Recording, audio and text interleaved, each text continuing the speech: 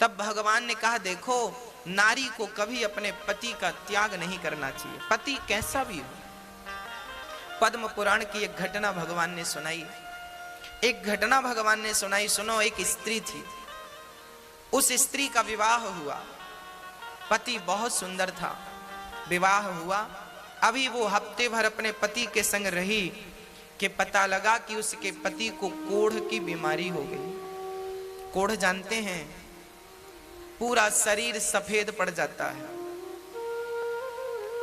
दो प्रकार का कोढ़ होता है, एक कोढ़ वो जो शरीर को सफेद कर देता है, एक कोढ़ वो होता है जो पूरे शरीर में चमड़ी को गला गला करके गिराता है और मावाद बन जाती है, पूरे शरीर में दुर्गंध निकलती है पूरे शरीर से। एक पत्नी थी, शादी के अभी केवल 1 सप्ताह हुए थे, खबर लगी कि पति को कोढ़ की बीमारी है, पूरा शरीर अब कोढ़ की गिरफ्त में आने लगा है, पूरे शरीर से दुर्गंध निकलती है, मावाद बहने लगी, कोई देखे तो उसे घिन आती है, ऐसा शरीर उसके पति का हो गया। पर धन्य थी वो स्त्री कि अपने पति की ऐसे शरीर, ऐसी दुर्गति होने पर भी वो अपने पति से प्रेम करती और अपने पति की सेवा करके अपना पत्नी धर्म निभाती। वो स्त्री अपने पति की सेवा करती, कपड़े से शरीर को पोंछती और पति का बहुत ख्याल रखती। कोई और स्त्री होती शायद तो इस अवस्था में, शादी के अभी 1 सप्ताह हुए थे, इतने जल्दी कौन किसे स्वीकार करता है। पर उस नारी ने अपने अंदर के पतिव्रता को मरने नहीं दिया और उसने पति की सेवा की। बहुत लंबा समय बीत गया, शादी के 15 साल बीत गए। 15 वर्ष बाद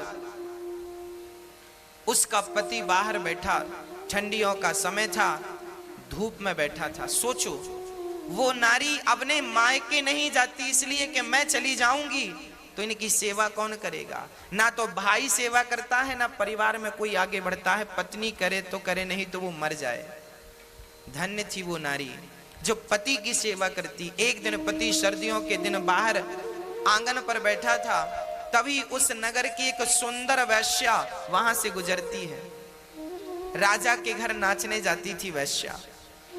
जब वो राजा के घर नाचने जाती तो उसी रास्ते से गुजरी। आज कोढ़ जिनको था, उस कोढ़ी ने उस स्त्री को देखा, आहा कितनी सुंदर है ये, और उसकी सुंदरता पर लट्टू हो गया। उसका मन वैश्या के पीछे चला गया। शाम को बड़ा उदास था। पत्नी ने कहा, स्वामी जी क्या हुआ? तब कह दिया, क्या बताऊं, आज यहां से वो स्त्री गई, उसके संग मेरा मन चला गया। तुम बहुत बड़ी, देखो एक पति अपनी पत्नी से कह रहा, सुनना जरा, ये पद्म पुराण में लिखी घटना है, सच घटना है, कोई मुंह जवानी की नहीं। हाँ, उस पति ने कहा, उस कोढ़ी ने कहा अपनी पत्नी से, सुनो, एक बार तुम चाहो तो वो वैश्या मुझसे मिल ले, बस एक बार उससे मिलने की इच्छा है। वो वैश्या है ना, वो मुझसे मिल सकती है, उसे हम जितना पैसे चाहिए पैसे दे देंगे। अब एक पति भला अपनी पत्नी से कह रहा है कि तुम हमें उस वैश्या से मिला दो, पर पत्नी तो पतिव्रता थी, भला पति की ये आज्ञा भी कैसे टालती? आज तक किसी आज्ञा का उल्लंघन किया नहीं था, ये आज्ञा कैसे टाल? ठीक है, मैं आपकी मुलाकात जरूर कराऊंगी, यदि आपकी इच्छा है तो ठीक है। वो पत्नी उस वैश्या के घर जाने लग गई। सवेरे 4 बजे जाती, उसके घर का झाड़ू करती, बर्तन करती, चौका करती, चली जाती। वैश्या ने देखा कि मेरे घर झाड़ू पोंछा कौन करता है। एक दिन उस वैश्या ने ताड़ लिया अर्थात देख लिया, छिप करके देखा कौन आता है मेरे घर काम करने। देखा तो ये पतिव्रता, अच्छा ये इतनी बड़ी पतिव्रता है, इसके चर्चे चारों तरफ फैले थे। लोग जानते थे कि फलाने की पत्नी बड़ी पतिव्रता है, पति को कोढ़ है, फिर भी वो सेवा करती है, घृणा नहीं करती, नफरत नहीं करती, उसे घिन नहीं आती। वैश्या चरणों में गिर पड़ी, देवी तुम इतनी बड़ी पतिव्रता हो, मेरे घर झाड़ू लगाओगी, पोंछा करोगी, तो मैं तो वैसी वैश्या हूं, मुझे नरक में भी शायद जगह ना मिले, तुम इतनी बड़ी पतिव्रता मेरे घर झाड़ू क्यों लगा रही हो, बताइए। तब वैश्या से कहा, पतिव्रता स्त्री ने, देखो देवी, मेरे पति का मन तुम पे आ गया है, तुम मेरे पति को एक बार मिल लो और उनकी इच्छाओं को पूरा कर दो। जब इस प्रकार का निवेदन एक पतिव्रता नारी ने उस वैश्या से किया, वैश्या को पता था कि इसके पति को कोढ़ का रोग है, शरीर से दुर्गंध निकलती है, परंतु आप कह रही हो तो ठीक है, कल शाम के समय, कल रात्रि के समय आप अपने पति को मेरे घर ले आना, मैं उनसे जरूर मिलूंगी, भेंट करूंगी, ठीक है। अब ये पतिव्रता नारी अपने पति को ये समाचार सुनाती है कि वो आपको कल मिलेंगी। अब तो ये पति बड़ा प्रसन्न हो गया। दूसरा दिन हुआ, शाम हुई, चलने का इंतजार। अच्छा, ये कोढ़ी था, ज्यादा दूर चल नहीं सकता था, शरीर जर्जर था। हाँ, शरीर बीमार था ना, शरीर जर्जर था, शरीर तो जर्जर था पर मन चंगा था। कुछ दूर चला, पत्नी ने हाथ पकड़ करके अपने पति को चलाया, इसके बाद थक गया, कहने लगा मैं चल नहीं सकता पर मेरी इच्छा है उससे मिलने की। बैठ गया, रोने लगा। पत्नी ने कहा, स्वामी जी रोइए मत, आप मेरे कंधे पर बैठकर चलिए। तब पत्नी ने अपने पति को अपने कंधे पर बिठाया। जरा दृश्य देखिएगा, ऐसा भारत और ऐसी पतिव्रताएं आगे मैं स्पष्टीकरण करूंगा। इस नारी ने अपने पति को कंधे पर बिठाया और वैश्या के घर जंगल के मार्ग से चली। गांव के भीतर से जाएगी, लोग क्या कहेंगे, पति को कंधे पर बिठाकर कहां जा रही हो, लोग हजार सवाल करेंगे। जंगल के मार्ग से जा रही है, कोई देख ना सके। पर उस जंगल में एक घटना और घटने वाली थी। क्या घटना थी? वहां पर एक संत बैठे थे। हाँ, वो संत, एक वहां का जो राजा था, उस राजा के घर में कुछ चोरों ने चोरी करी। चोरी करके धन संत की कुटिया पे छिपा दिया।